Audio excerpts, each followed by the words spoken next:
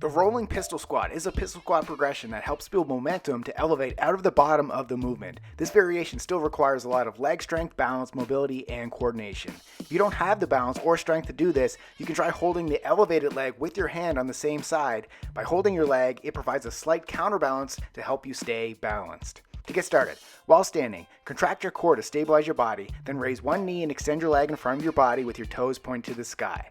Once you feel balanced, extend your arms out in front of your body, hinge at the hips, then squat down while keeping your extended leg hovering above the floor.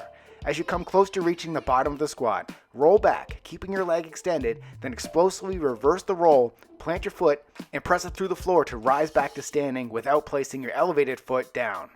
Repeat all the reps on one leg, then switch legs and repeat.